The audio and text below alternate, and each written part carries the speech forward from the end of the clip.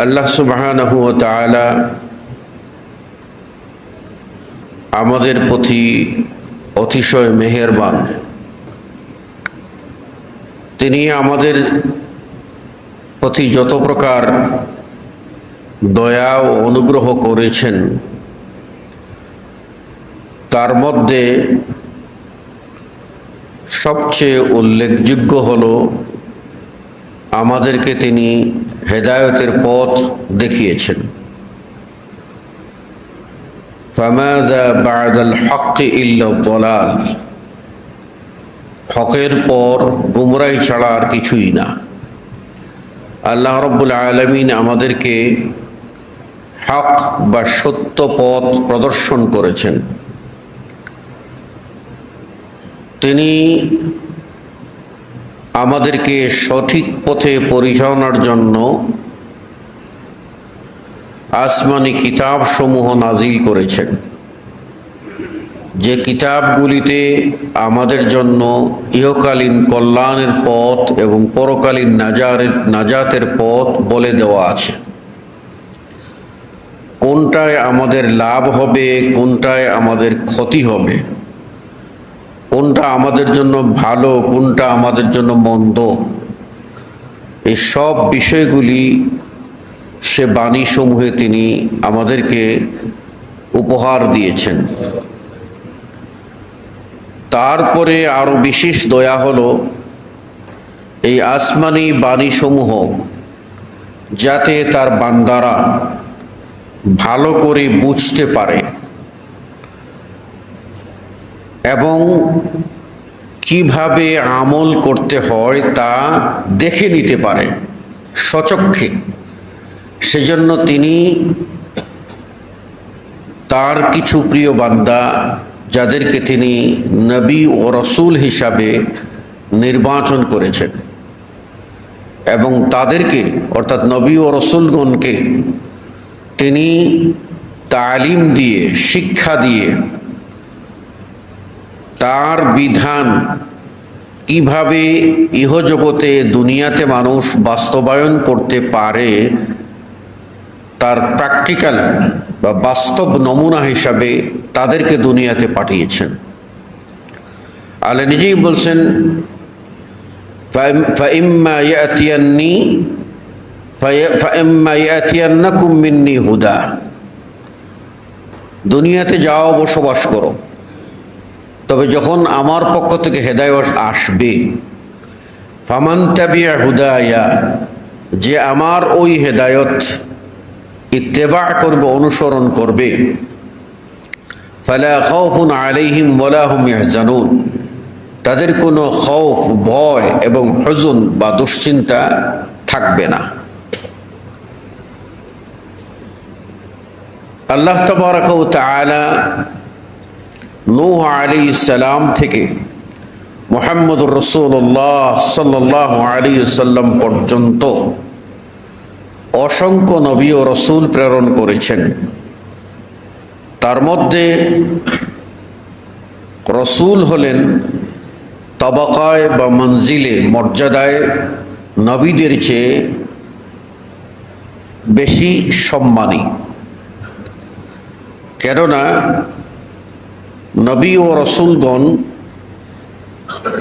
তাদের প্রতি আল্লাহ রাব্বুল আলামিন আসমানি বড় বড় কিতাব যেমন দিয়েছেন, ছোট ছোট সাহিফাও দিয়েছেন। তারপরেও তিনি তাদেরকে এমন এক যুগে পাঠিয়েছেন, যে যুগে আল্লাহর নাম নেওয়ার মতো, অর্থাৎ আল্লাহর প্রেরিত পুরুষ নবী ও রসুলগণকে সাহায্য করার মতো কোনো ঈমানদার সমাজে ছিল না।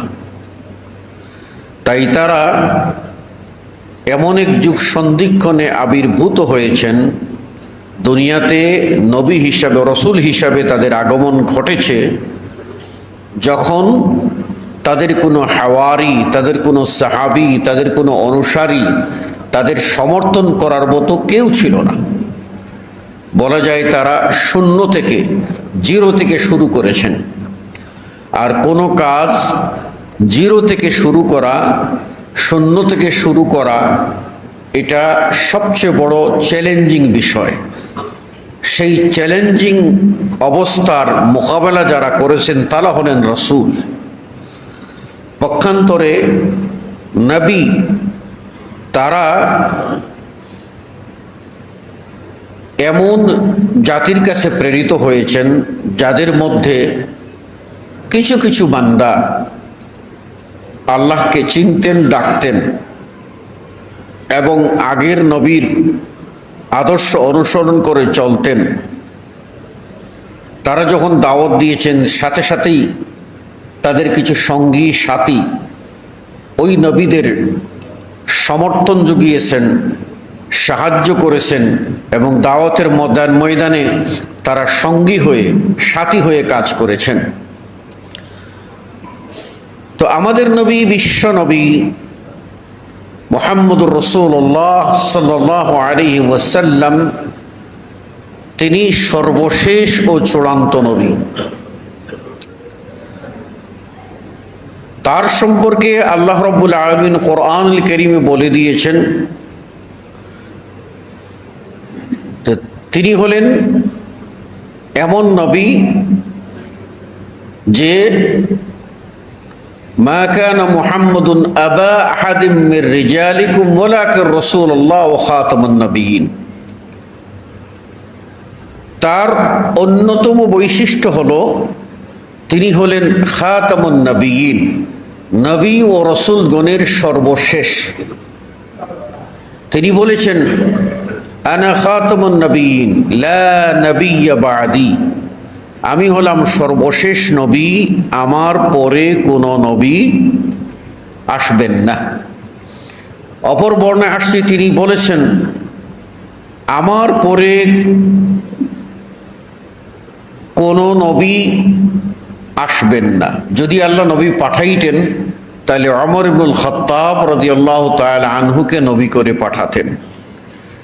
অর্থাৎ ওমর ইবনুল খাত্তাব রাদিয়াল্লাহু তাআলা আনহু নবী হিসাবে, একজন জাতির লিডার হিসাবে যে গুণ ও বৈশিষ্ট্যের দরকার, সে গুণ ও বৈশিষ্ট্যের পূর্ণ সমাহার, সমাবেশ ঘটেছিল ওমর ইবনুল খাত্তাব রাদিয়াল্লাহু তাআলা আনহুর মধ্যে। সে কারণে আল্লাহর নবী সাল্লাল্লাহু আলাইহি ওয়াসাল্লাম তার এই অনন্য বৈশিষ্ট্যের কথা বলেছেন। এর মানে এটাও জানিয়ে দিয়েছেন যে এরপরে কিন্তু নবী হবেন না। পরবর্তীতে কেউ নবী দাবি করলে তাদেরকে আল্লাহ নবী সাল্লাল্লাহু আলাইহি ওয়াসাল্লাম বলছেন কাযযাবুন দাজ্জালুন, তারা হবে চরম মিথ্যাবাদী ও দাজ্জাল। উম্মতের জন্য যেমন দাজ্জাল ফিতনা, এই উম্মতের জন্য ভণ্ড নবী দাবিদার এরাও হলেন ফিতনা। এই ভণ্ড নবী রাসূল সাল্লাল্লাহু আলাইহি ওয়াসাল্লামের জমানায় দেখা দিয়েছিল। তাদের মধ্যে একজন ছিলেন মুসাইলামা। সে মুসাইলামা মনে করেছিল নবুয়তি ব্যবসা বোধহয় লাভের ব্যবসা। তাই আল্লাহ নবীর কাছে প্রস্তাব দিয়েছিল, আসেন দুজনে মিলে নবুয়তি ভাগাভাগি করে নেই। আপনি আপনার অঞ্চলে নবী আর আমি আমার অঞ্চলে নবী। তো আল্লাহ নবী সাল্লাল্লাহু আলাইহি ওয়াসাল্লাম তার ওই চিঠির জবাবে দিয়েছিলেন যে বিসমিল্লাহ মিন মুহাম্মদ রাসূলিল্লাহ ইলা মুসাইলামাতিল কাজ্জাব। এই চিঠি আল্লাহর নামে, আল্লাহর রসুল মুহাম্মদের পক্ষ থেকে মুসাইলামা ইবনে কাজ্জাবের, মুসাইলামা আল কাজ্জাব চরম মিথ্যাবাদী, সেই মুসাইলামার প্রতি। নবুয়ত দাবি করে পাওয়া যায় না, নবুয়ত চেয়ে লাভ করা যায় না, নবুয়ত বংশানুক্রমিক হয় না, আল্লাহ রাব্বুল আলামিন ইচ্ছা করলে হয়। যেমন ইব্রাহিম আলাইহিস ইসলামের দুই পুত্র, প্রথম পুত্র ইসমাইল, দ্বিতীয় পুত্র ইসহাক। প্রথম ছেলে ইসমাইল আর দ্বিতীয় ছেলে হলো ইসহাক। প্রথম ছেলে ইসমাইল এটা হাজেরা এর কোলে জন্ম নিয়েছিলেন। হাজেরা কিন্তু ইব্রাহিম আলাইহিস সালামের দ্বিতীয় স্ত্রী, আর ইব্রাহিম আলাইহিস সালামের প্রথম স্ত্রী হলেন সারা। এই সারার ঘরে পরে সন্তান আসলো, আর সেই সন্তান হলো ইসহাক। তো এই প্রথম সন্তান ইসমাইলের ছেলে নবী হননি, তার ছেলে ছেলে নবী হননি, কিন্তু ইসহাকের ছেলে নবী, তার ছেলে নবী। এভাবে ক্রমান্বয়ে নবী ইসহাকের সন্তান ধাপে ধাপে নবী হয়ে হয়ে লাস্ট রসুল হলেন ইসহাকের সন্তান ঈসা আলাইহিস সালাম। ঈসা আলাইহিস সালাম। আর ইসমাইল প্রথম সন্তান, যে সন্তান হলো, যার উপাধি হলো জাবিহুল্লাহ, যিনি আল্লাহর রাস্তায় জবেহকৃত। সে ঘটনা আপনারা জানেন, কারণ ইব্রাহিম দেখেছিলেন তার ছেলে ইসমাইলকে জবাই করতে হবে, কোরবানি করতে হবে, তাই তিনি কোরবানি করতে নিয়েও গিয়েছিলেন এবং মিনা উপত্যকায় তাকে শুইয়ে দিয়েছিলেন এবং তাকে জবাই করার জন্য প্রস্তুত হয়েছিলেন। আল্লাহ রাব্বুল আলামিন বললেন, ইব্রাহিম তুমি পাশ করেছো, কাদ সাদ্দাকতার রুইয়া, তুমি পাশ করে ফেলেছো, তোমার আর ছেলেকে কোরবানি করতে হবে না, আমি আমার পক্ষ থেকে একটা বড় প্রাণী দিয়ে দিলাম, সেটা তুমি জবাই করো। ইব্রাহিম সেটাই জবাই করলেন, ইসমাইল রক্ষা পেয়ে গেলেন।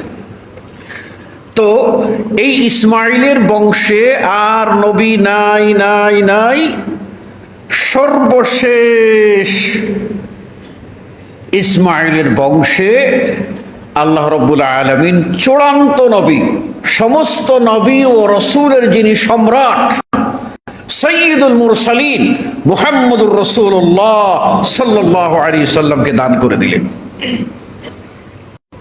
এই জন্য আমাদের নবী সাল্লাল্লাহু আলাইহি ওয়াসাল্লাম বলতেন, আনা ইবনুজ যাবিহাইন, আমি দুই জবাইকৃত ব্যক্তির সন্তান। দুজন জবাইকৃত ব্যক্তির সন্তান, যারা আল্লাহর পথে জাবিহ, আল্লাহর পথে উৎসর্গকৃত, দুইজনের সন্তান। তার একজন হলেন তার আদি পিতা, তার ঊর্ধ্বতন পুরুষ ইসমাইল ইবনে ইব্রাহিম আলাইহিস সালাম, ইব্রাহিমের পুত্র ইসমাইল। আর দ্বিতীয় জাবিহ হলেন তার পিতা আব্দুল্লাহ। তার দাদা আব্দুল মুত্তালিব, যে নামে তিনি প্রসিদ্ধ, যদিও তার আসল নাম, আব্দুল মুত্তালিবের আসল নাম হলো শাইবা, আসল নাম শাইবা, আর তিনি আব্দুল মুত্তালিব নামে পরিচিত। এজন্য বর্তমানে অনেকেই অনেকের সন্তানের নাম আব্দুল মুত্তালিব রাখেন। এটা কি জায়েজ? না, এটা জায়েজ নয়। আব্দুল মুত্তালিব মানে মুত্তালিবের গোলাম, মুত্তালিবের বান্দা। আর মুত্তালিব আল্লাহর 99টি সিফাতি নামের ভিতরে একটাও না। সেজন্য আব্দুল মুত্তালিব নাম রাখা জায়েজ নয়। কোন সাধারণ সৃষ্টির আগে আব্দ যুক্ত করে নাম রাখা জায়েজ নয়। ধরে নেন আমার নাম হারুন নামে সবাই চিনে, এখন আমার ভক্তি দেখাইতে গিয়ে যদি কেউ বলে আমি আব্দে হারুন, হারুনের আব্দ বা দাস, তাহলে সম্পূর্ণ মুশরিক, শিরকি নাম নিল। ঠিক মুত্তালিব এটা আপনার আল্লাহর সিফতি নাম নয়, কাজে এই নামে কোনো সন্তানের নাম রাখা, আব্দুল মুত্তালিব আল্লাহর সিফতি নাম নয়। মুত্তালিব নাম নেওয়ার কারণে আব্দুল মুত্তালিব রাখা যাবে না। কি রাখতে পারে?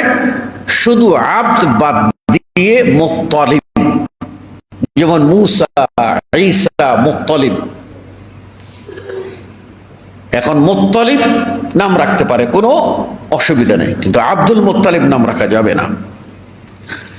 তো আব্দুল মুত্তালিব অনুরূপভাবে আমাদের সমাজে প্রচলিত আর একটি নাম আছে, প্রসঙ্গত মনে পড়ে গেল। বড় বড় অনেক ব্যক্তির নাম আছে, তার নাম হলো আব্দুস সাত্তার। সাত্তার শব্দের আবিধানিক অর্থ হলো সিতরুন থেকে, সিত্র শব্দের অর্থ হলো ঢেকে ফেলা। আর সাত্তার ওই সত্তাকে বলা হয় যিনি মানে বান্দার আইব দোষ ত্রুটি ঢেকে রাখেন এবং তাকে ঢেকে রেখেই ক্ষমা করেন। এটা হলো আবিধানিক অর্থে সাত্তার, ওই সত্তা যিনি দোষ ত্রুটি ঢেকে রাখেন। এই অর্থে বলা যেতে পারে যে আল্লাহ সাত্তার, তিনি বান্দার দোষ ত্রুটি ঢেকে রাখেন। কিন্তু সাত্তার নামে হাদিসে বর্ণিত, কোরআনে বর্ণিত কোন নাম আল্লাহর নাই। আল্লাহর 99 নামের ভিতরে সাত্তার নাই। আল্লাহর 99 নামের মধ্যে সাত্তার নাই। সুতরাং সতর্কতা স্বরূপ, অর্থগত দিক থেকে সঠিক হলেও সতর্কতা স্বরূপ আব্দুস সাত্তার নাম রাখা থেকে বিরত থাকতে হবে। হাদিসে এই সাত্তারের প্রতিশব্দ যেটা আল্লাহর সিফত বলে উল্লেখ করা হয়েছে সেটা হলো সিত্তির। এজন্য আব্দুস সিত্তির হতে পারে, এটাতে কোনো আপত্তি নাই, আব্দুস সিত্তির। কিন্তু আব্দুস সাত্তার এটা অ্যাপ্রোপ্রিয়েট না, যথার্থ না, সন্দেহ মুক্ত না, যদিও অর্থগত দিক থেকে সুন্দর। তাই এ নামটি অনেক বড় আলেমের আছে, এটা কোনো হুজ্জত না। হুজ্জত হলো যে আব্দ মানে দাস, এই শব্দ দিয়ে নাম রাখতে হবে আল্লাহর কোনো সিফতার আগে, যেমন আল্লাহ তার জাতি নাম। এখন একটা সন্তানের নাম রাখবেন আব্দুল্লাহ, অর্থ কি? আল্লাহর গোলাম, আল্লাহর দাস। আব্দুর রহমান, রহমানের দাস। এই জন্য আল্লাহর সিফতি নামের আগে আব্দ সংযুক্ত করে রাখতে হয়। আপনারা দেখে আসবেন সাত্তার আল্লাহর কোনো সিফতি নাম 99টার ভিতরে একটাও পাবেন না, একটাও পাবেন না, কোথাও পাবেন না। সুতরাং হাদিসের ভাষ্য অনুযায়ী সিত্তির নাম রাখা যেতে পারে, আব্দুস সিত্তির। তো আব্দুল মুত্তালিব যেটা প্রসিদ্ধ, আব্দুল মুত্তালিবের সন্তান হয় না, ছেলে হলো। তিনি উৎসাহিত হলেন এবং তিনি সিদ্ধান্ত নিলেন যে আল্লাহ তাকে এত ছেলে দিয়েছে, তাই তিনি একটা ছেলে আল্লাহর রাস্তায় কুরবানি করে দেবেন। এটা তার মান্নত, একটা ছেলে আল্লাহর রাস্তায় কুরবানি করে দেবেন। এখন কোন ছেলেকে কুরবানি করবেন সেটা নিয়ে সন্দেহ দেখা দিল, কাকে করবেন। লাশ পর্যন্ত লটারি করা হলো, 10টা উট, শেষ সন্তান আব্দুল্লাহ। আব্দুল্লাহ সবার সুন্দর। 10টা উট, একদিকে নাম 10টা এক কাগজে লেখা, আর আরেকটা হলো আব্দুল্লাহ। লটারি ফেলেন তো আব্দুল্লাহর নাম উঠে, তাহলে আব্দুল্লাহ কুরবানি করতে হবে। আবার লটারি ফেললেন, দেখি বিকল্প উঠে কিনা। 10টা উটের জায়গায় আরো 10টা বাড়াইলেন, 20টা উট বাড়িয়ে আবার সেই লটারি করলেন। দ্বিতীয়বারও দেখা যায় যে আব্দুল্লাহর নামে উঠে। তখন আরো 10টা বাড়াইলেন, 30টা উট আবার আব্দুল্লাহর নামে একদিকে। লটারি করেন, আব্দুল্লাহর নামে উঠে। অবশেষে যখন 100 উটের নাম লিখলেন আর অপর দিকে আব্দুল্লাহর নাম লিখলেন, তখনই আল্লাহ রাব্বুল আলামিনের দয়া হলো। এবার 100 উটের নামটা উঠল, আব্দুল্লাহ বেঁচে গেলেন। এই জন্য রাসূল সাল্লাল্লাহু আলাইহি ওয়াসাল্লাম বলতেন, আমি তো ওই 2 বাপেরই সন্তান। ঊর্ধ্বতন পুরুষ বাপের মর্যাদা পায়, এই 2 বাপেরই তো সন্তান যাদেরকে আল্লাহর রাস্তায় কুরবানি করা হয়ে গেছে। তার মধ্যে হলো মানে ইসমাঈল আলাইহিস সালাম, আর আরেকজন আমার পিতা আব্দুল্লাহ। তো বলছিলাম যে মহানবী মুহাম্মদ রাসূলুল্লাহ সাল্লাল্লাহু আলাইহি ওয়াসাল্লাম আমাদের জন্য সবচেয়ে বড় নিয়ামত। এই নিয়ামত যখন আল্লাহ রাব্বুল আলামিন জগতে প্রেরণ করলেন,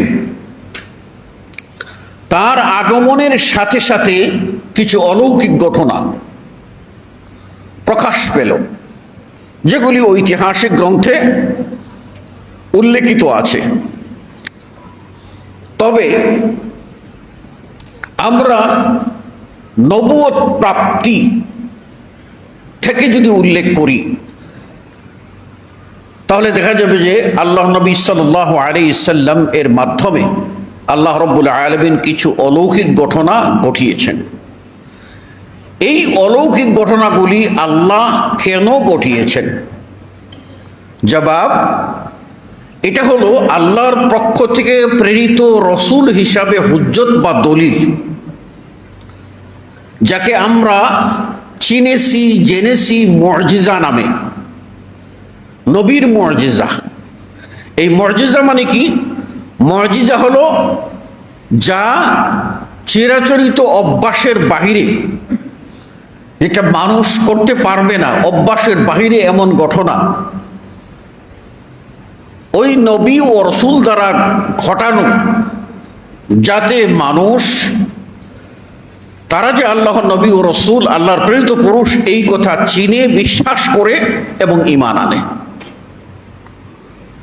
এটা হচ্ছে তাহাদ্দি বা চ্যালেঞ্জ, যেটা আল্লাহর পক্ষ থেকে, আল্লাহ ছাড়া কেউ পারবে না, তার বান্দা নবীর মাধ্যমে তিনি ঘটিয়েছেন, যাতে মানুষ এই অলৌকিক ঘটনা দেখে তিনি যে নবী, তিনি যে রসুল, এই কথা বিশ্বাস করে। এই রকম ঘটনা যেগুলিকে বলা হয় মুজিজা। এর বিপরীতে কিছু ঘটনা আছে যেগুলি কারামত হিসাবে, কারামতুল আউলিয়া বলা হয়। কারামতুল আউলিয়া হক, সত্য। তবে কারামতটাও হচ্ছে অভ্যাসের বিপরীত হঠাৎ কিছু ঘটা, এটাও কারামত।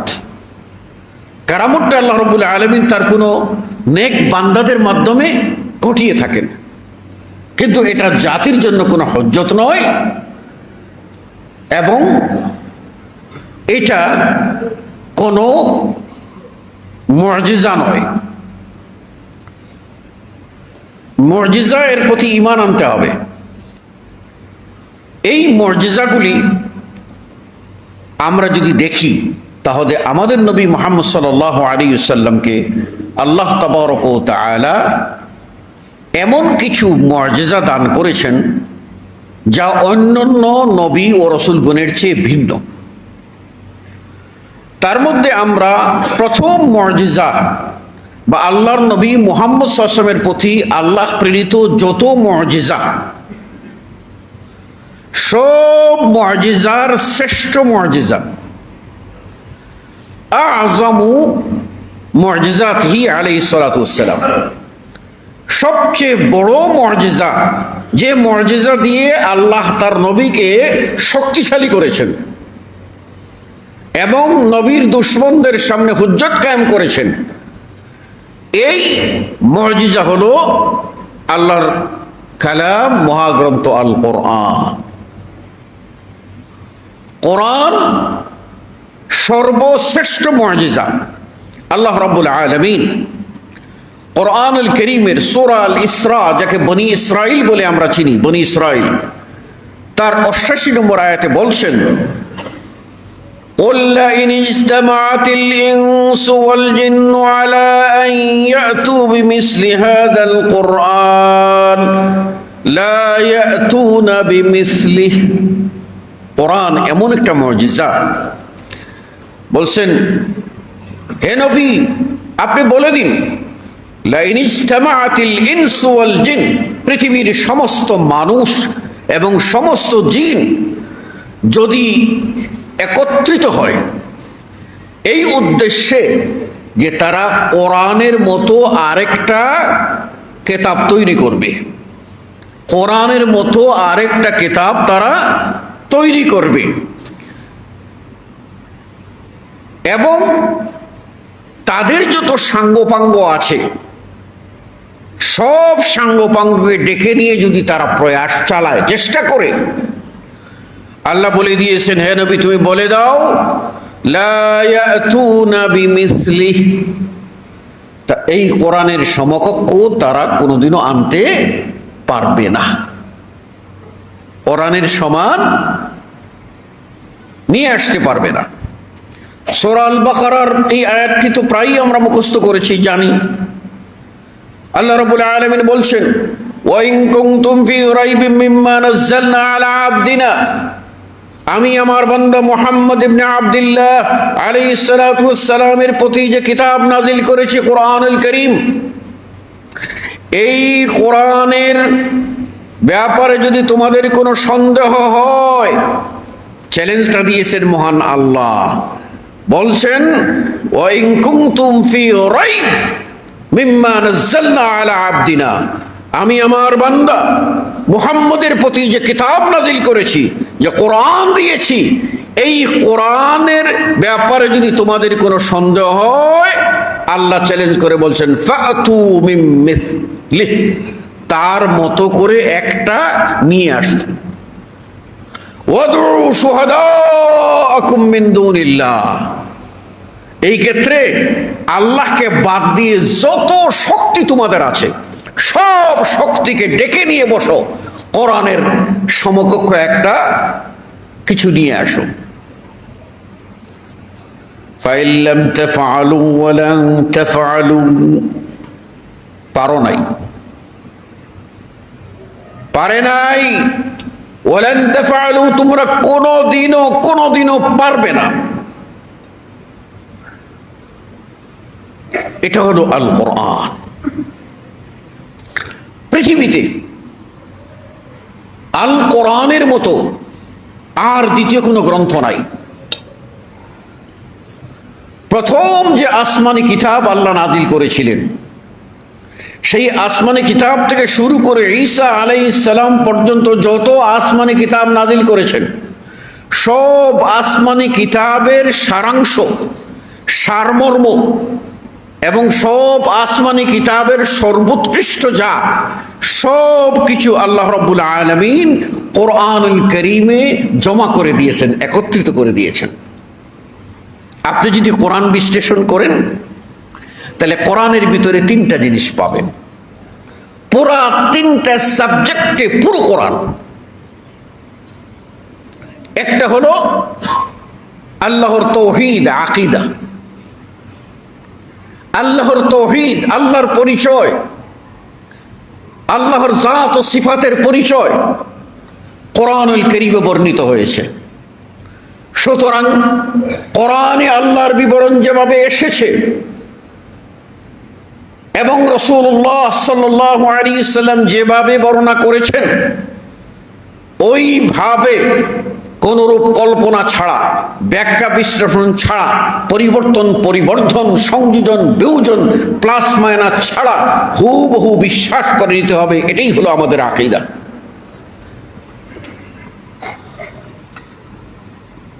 আপনারা জানেন না, কোরআনুল কারীমের ছোট্ট একটা সূরা আছে, সূরার নাম হলো সূরাতুল ইখলাস, যেটাকে আমরা বলি কুল হু আল্লাহর সূরা। এই সূরাতুল ইখলাস ছোট সূরা। যখন আরবের মুশরিকরা নবীকে জিজ্ঞাসা করল যে, হে নবী বলুন আপনার রব কিসের তৈরি,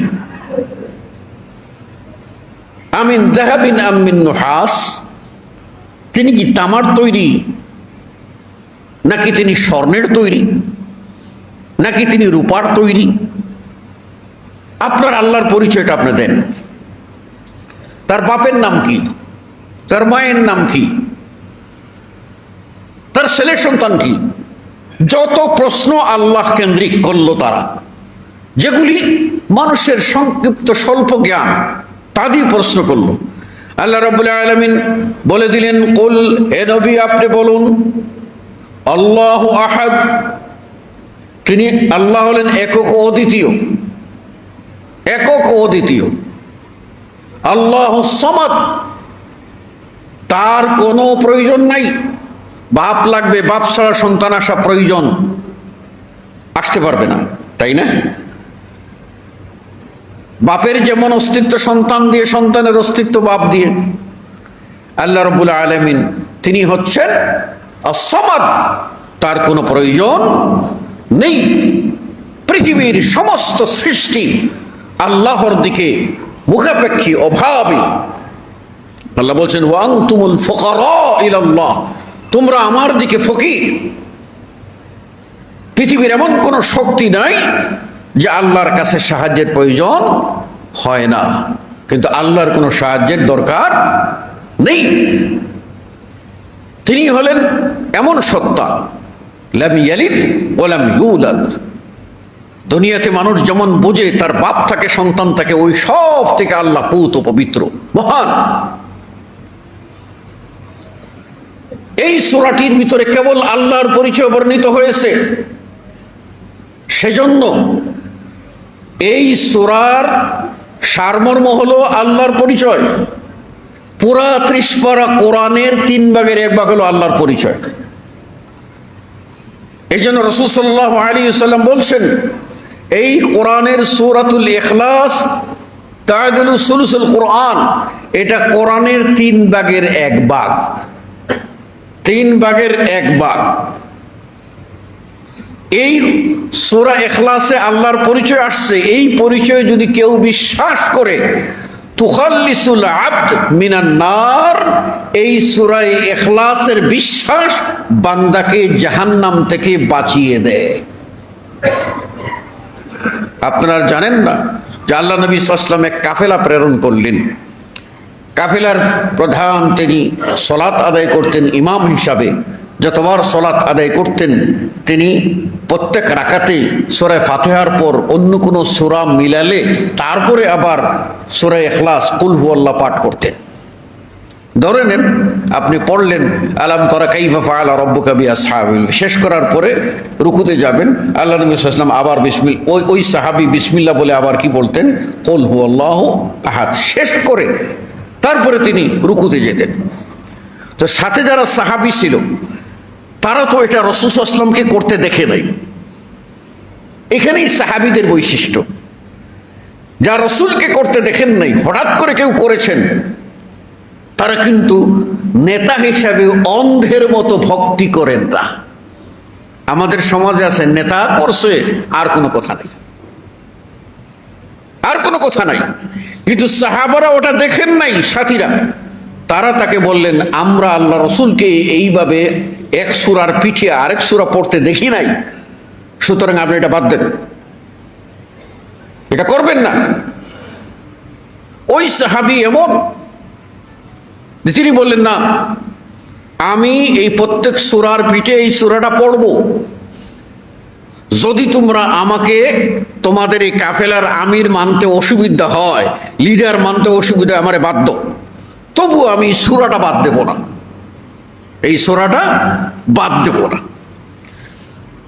ওনারা দেখলেন যে আল্লাহ রাসূল সাল্লাল্লাহু আলাইহি ওয়াসাল্লাম পাঠাইছেন, আর আমাদের মধ্যে এর চেয়ে যোগ্য আর কেউ নাই, এই মুহূর্তে আর নেতা পাল্টামু, নেতা আর পাল্টালেন না। যে কয়দিনের সফর ছিল, সফর শেষ করে যখন মদিনায় ফিরে আসলেন, আল্লাহ রাসূল সাল্লাল্লাহু আলাইহি ওয়াসাল্লামের কাছে এসে বসেই বললেন, ইয়া রাসূলুল্লাহ, আপনি তো কোনোদিন করেন না, কিন্তু এই সাহাবী প্রত্যেকটা রাকাতে সূরা একটা পড়ে, পড়ার পরে আবার কুল হুয়াল্লাহ সূরা পড়ে, সূরা ইখলাস পড়ে। তাকে না করলাম এই ঘটনা, সে বলছে আমার নেতৃত্ব বাধ্য, তবু আমি সূরা ইখলাস ছাড়ব না। আল্লাহু আকবার। হ্যাঁ, আল্লাহ নবী সাল্লাল্লাহু আলাইহি ওয়াসাল্লাম ওই সাহাবীকে ডাকলেন, বললেন তুমি নাকি তাই করেছো? বলে সাহাবী জবাব দিলেন, জি হ্যাঁ ইয়া রাসূলুল্লাহ, আমি তাই করেছি। বলে কেন করেছো? বলে এই সূরার ভিতরে আমার রবের সিফাত গুণ বর্ণনা করা হয়েছে, অন্য কোনো বিষয় এখানে ঢুকে নাই। সেরেফ কেবলমাত্র আমার রব মহান আল্লাহর পরিচয় তুলে ধরা হয়েছে, অন্য কোনো মাসআলা ঢুকে নাই। এই জন্য আল্লাহর মহব্বতে এই সূরাটাকে আমি খুব মহব্বত করি, পছন্দ করি, তাই আমি এটা বারবার পড়েছি। যখন এই কথা বললেন তখন নবী সাল্লাল্লাহু আলাইহি ওয়াসাল্লাম বললেন, হুব্বুকা ইয়্যাহ, এই সূরার মহব্বত তোমাকে জান্নাতে প্রবেশ করিয়ে দেবে। কথাটা খেয়াল করবেন। আমরা পড়ি কিভাবে, অর্থই বুঝি না, শুধু ফজিলত টুকাই। আর ওই সাহাবী পড়েছিলেন অর্থ বুঝে, যে আল্লাহর পরিচয়, আল্লাহর গুণগান, আল্লাহর বৈশিষ্ট্য, আল্লাহর সিফত এক কথায় যদি সংক্ষেপে আল্লাহর পরিচয় যদি থাকে, সূরাতুল ইখলাসের ভিতরে আছে। এই জন্য আমি আল্লাহর একজন গোলাম হিসাবে আমার আল্লাহর পরিচয় যে আয়াতগুলিতে বর্ণিত হয়েছে আমি সেটাই বারবার পড়ব। এটা আল্লাহর মহব্বতে, আল্লাহর প্রতি তার ভক্তি, আল্লাহর প্রতি তার ভালোবাসা, এ কারণেই তিনি পড়েছিলেন। এটা পড়লে যে জান্নাতে যাওয়া যাবে এটা কিন্তু তার চাহিদাও ছিল না, মনের ভিতরে কোনো দাবিও ছিল না। আমি আল্লাহর গোলাম, আল্লাহর প্রশংসা করব। কিন্তু আল্লাহর নবী সাল্লাল্লাহু আলাইহি ওয়াসাল্লাম জানিয়ে দিলেন যে এই সূরার মহব্বত জান্নাতে পৌঁছাইয়ে দেবে। আল্লাহু আকবার।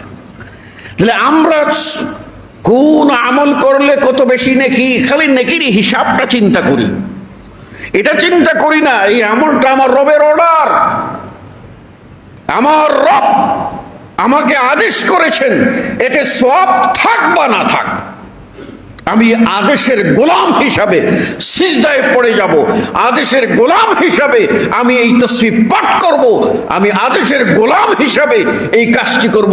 গোলামের কাজ গোলামি করা, দাসের কাজ দাসত্ব করা। আমি সেই দাস হিসাবে, আল্লাহর গোলাম হিসাবে এই কাজটি করে যাব। আল্লাহ আমাকে কি দেবে এটা আল্লাহর বিষয়। আল্লাহ নবী সাল্লাল্লাহু আলাইহি ওয়াসাল্লাম গাদার পিঠে উঠেছেন, পিছনে সাহাবী বলছেন আমি আল্লাহ রসুলের পিঠে একেবারে লেগে লেগে বসলাম। তারপরে আল্লাহ নবী সাল্লাল্লাহু আলাইহি ওয়াসাল্লাম আমাকে জিজ্ঞেস করলেন, এই বলো তো দেখি আল্লাহর হক বান্দার উপরে কি আর বান্দার হক আল্লাহর উপরে কি? আমি বললাম আল্লাহ আল্লাহ রসুল ভালো জানেন। তখন আল্লাহ নবী সাল্লাল্লাহু আলাইহি ওয়াসাল্লাম বললেন, শোনো, আল্লাহর হক, আল্লাহর পাওনা, আল্লাহর অধিকার বান্দাদের উপরে, আইয়াবুদুহু ওয়ালা ইউশরিকু বিহি শাইআ, তারা খালেস দিলে আল্লাহর ইবাদত করবে, আল্লাহর সাথে কাউকে শরীক করবে না। এটা আল্লাহর পাওনা, আল্লাহর অধিকার, আল্লাহর দাবি। তিনি খালেক হিসাবে, আপনি মখলুক, আমি মখলুক, আমার কাছে এটা দাবি করেছেন। আচ্ছা, বান্দার হক আল্লাহর উপরে কি? বান্দা তো আল্লাহর উপরে কোনো দাবি চাপিয়ে দিতে পারে না। বান্দা আল্লাহর উপরে কোনো দাবি চাপিয়ে দিতে পারে না, কারণ আল্লাহ সমস্ত বিধানের স্রষ্টা, আইন কানুনের সবকিছুর ঊর্ধ্বে হলেন মহান আল্লাহ। কাজেই আল্লাহর উপরে কোনো দাবি চাপিয়ে দেবেন এই অধিকার কোনো সৃষ্টির নাই। তাই আল্লাহ রাব্বুল আলামিন আপনার আমার প্রতি দয়া করে, মেহেরবানি করে নিজেই তার উপরে ফরজ করে নিয়েছেন, তার উপরে নিজেই অবধারিত করে নিয়েছেন যে বান্দা আল্লাহর ইবাদত করবে, তার সাথে কাউকে শরীক করবে না, আল্লাহ রাব্বুল আলামিন সেই বান্দাকে তিনি জান্নাত দেবেন, জাহান্নাম দেবেন না। কি বুঝলেন? আপনি আল্লাহর ইবাদত করবেন, শিরক করবেন না, এটা আল্লাহর হক। আর আল্লাহ আপনার প্রতি দয়া করে নিজে হক বানিয়ে নিয়েছেন যে আপনি আল্লাহর ইবাদত করবেন, তার সাথে শিরক করবেন না, আল্লাহ আপনাকে জান্নাত দেবে, জাহান্নাম থেকে বাঁচিয়ে দেবে। চিন্তা করেছেন কত বড় প্রাপ্তি? সুতরাং আমাদের সকলকে আল্লাহর গোলাম হিসাবে কোরআনের সাথে সম্পর্ক আমাদের গভীর করতে হবে। এই বিষয়টি আমি বারবার বলি যে কোরআনের সাথে যার সম্পর্ক নাই সেই লোক আল্লাহর রহমতের সাথে কোনো সম্পর্ক পেতে পারে না, আল্লাহর দয়া পেতে পারে না। কোরআনের সাথে সম্পর্ক নাই, আল্লাহর সাথে সম্পর্ক কি নিয়ে করবে? ভাই, কোরআনটাই তো আল্লাহর সাথে সম্পর্কের রশি। এই রশিটা যদি আপনার না থাকে তো উপরে উঠবেন কোন সিঁড়ি বেয়ে? আপনি তো পৃথিবীর সর্বোচ্চ টাওয়ার থেকে পড়ে গেছেন, পা পিছলে গেছে, একটা রশি ধরে তো আপনি বাঁচবেন, সেই বাঁচার রশিটা হলো হাবলুল্লাহ। ওয়া'তাসিমু বিল্লাহ হুয়া মাওলাকুম নি'মাল মাওলা ওয়া নি'মান নাসীর। আল্লাহু আকবার। ওয়া'তাসিমু বিল্লাহ, আল্লাহকে ধরো, সেই আল্লাহই তোমাকে কার্নিশে লটকে গেছো, তোমার এখনো হায়াত আল্লাহ রেখেছেন, তোমাকে উদ্ধারের রশি পাঠিয়ে দেবেন। হাজার রশি আসবে, হাজার ফায়ার সার্ভিস আসবে, আল্লাহর ফয়সালায় তোমার বাঁচার অধিকার নাই। তোমাকে কোনো শক্তি সাহায্য করতে পারবে না, বাঁচাতে পারবে না। আপনার কি এমন ঘটনা দেখেন নাই যে এটা সিম্পল ঘটনা, ফায়ার সার্ভিস আসছে, চেষ্টা করলে এটা বাঁচানো যেত, চেষ্টা করেছে কিন্তু রক্ষা করা যায়নি। আবার এমন ঘটনা আপনারা দেখেছেন, ফায়ার সার্ভিস কি করে বাঁচাবে, অসম্ভব, এই কার্নিশ থেকে উদ্ধার করবে কি করে, এমন এক জায়গায়, কিন্তু সেখান থেকেই তারা উদ্ধার করে নিয়ে আসতে পেরেছেন, আপনি টের পাননি। আপনি দৌড় দিয়েছেন, সামনে আপনার শত্রু, আল্লাহ আপনাকে রক্ষা করবে, আপনি ওখানে গিয়ে পথ বলে যাবেন, সোজা গেলেই শত্রুর মোকাবেলা হবেন, কোন দিকে উল্টা হয়ে ডান দিকে বাম দিকে চলে যাবেন, আপনি কেউ মনে করবেন আমি তো পথ ভুলে গেছি বোধহয়, কিন্তু আল্লাহ রাব্বুল আলামিন আপনাকে রক্ষা করার জন্যই পথ ভুলিয়ে দিয়েছে। আপনি কি একবার খেয়াল করেছেন? ঘর থেকে বের হয়েছেন, আপনি যাবেন কোথাও, রাস্তায় পড়েছেন, হঠাৎ করে দেখবেন যে রাস্তায় একটা হয়তোবা কোনো একটা কিছু প্রতিবন্ধকতা সৃষ্টি হয়ে গেছে, আপনি মনে করলেন আহারে চললাম, আমার ভিতরে প্রতিবন্ধকতা আটকাই দিল, লক্ষণ বোধহয় খারাপ না, এই প্রতিবন্ধের কারণে কি হতো আপনি রক্ষা পেলেন, এই প্রতিবন্ধক না থাকলে একটু আগেই যেতেন, বড় ধরনের একটা দুর্ঘটনা পড়ছিল, ওর তলে পড়ে আপনিও মরতেন, আল্লাহ আপনাকে রক্ষা করছে, আপনি টের পান নাই। এজন্যই কোরআনের সাথে যত বেশি সম্পর্ক হবে, সে তত বেশি আল্লাহর সাথে সম্পর্ক তার গভীর হবে। কোরআন পড়ুন, আত্মপ্রশান্তি হবে, কোরআন পড়ুন, রোগের চিকিৎসা হবে। অনুনাজ্জিলু মিনাল কুরআনি মা হুয়া শিফা, কোরআনে আমি শিফা রেখে দিয়েছি, কোরআনে শিফা, শিফাউল লিমা ফিস সুদূর, যত অন্তরের ব্যাধি আছে, মনের কষ্ট আছে, দুশ্চিন্তা আসে, সব দুশ্চিন্তার মোকাবেলায় কোরআন একটা মহৌষধ। আপনি সেটা চিনলেন না, জানলেন না। আপনি যখন কোরআন পড়েন তখন আপনার মনে মনে চিন্তা হয়, আমার মতো অপবিত্র বান্দা এই কোরআন পড়ে কি বা বুঝবো আর কি বা হবে, এই দিয়ে যদি আমি একটা ফু দেই তাহলে তো কাজ হবে না। তাহলে আপনি ওই দুদিল বান্দা কালমাসুর, না পায় বেহেশ, না পায় গোর। আর আপনি যদি বিশ্বাস করেন এটা আল্লাহর কালাম, আল্লাহর বান্দা, আমি পাপী হতে পারি, আল্লাহ রব্বুল আলামিন ক্ষমাশীল, আমি মহাগ্রন্থ আল কোরআন পড়ছি, কোরআনের একটি আয়াত পড়ে আমি ফু দেব, আল্লাহ এর মধ্যে শিফা রাখলে শিফা অবশ্যই হবে, অবশ্যই হবে, অবশ্যই হবে। আপনি সূরা ফাতিহা পড়ুন অথবা সূরা ইখলাস পড়ে ফু দেন, দেখবেন বিষ, বেতা, জিন, ভূত সব পালিয়ে যাবে, থাকবে না ইনশাআল্লাহ। আপনার আমার বিশ্বাসের ভিতরে ভয়, বিশ্বাসের চোরাবালিতে হারিয়ে গেছি আমরা।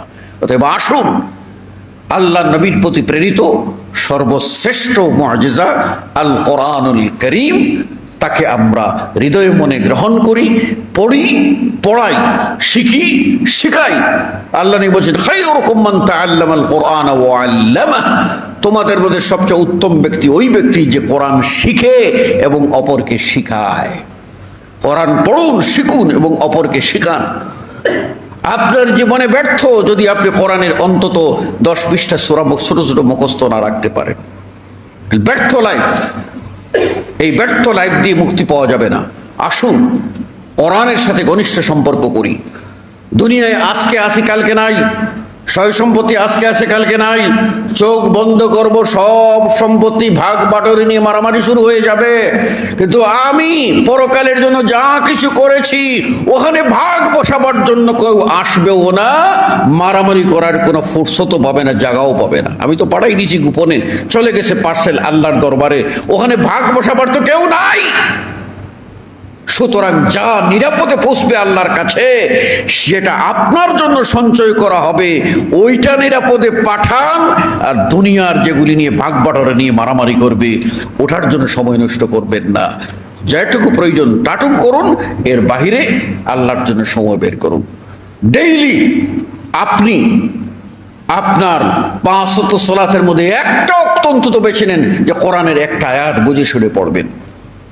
ইনশাআল্লাহ আল্লাহ আপনাকে তৌফিক দেবে। আকুলু কওলি হাযা আস্তাগফিরুল্লাহ লি ওয়া লাকুম ওয়া লিসাইরিল মুসলিমিন। বারাকাল্লাহু লানা ওয়া লাকুম ফিল কুরআনিল আযীম ওয়া নাফা'নি ওয়া ইয়্যাকুম বিল আয়াতি ওয়া যিকরিল হাকীম। ইন্নাহু তাআলা জাওয়াদুন কারীমুন মালিকুন রাউফুর রহিম। ফাস্তাগফিরুহু মিন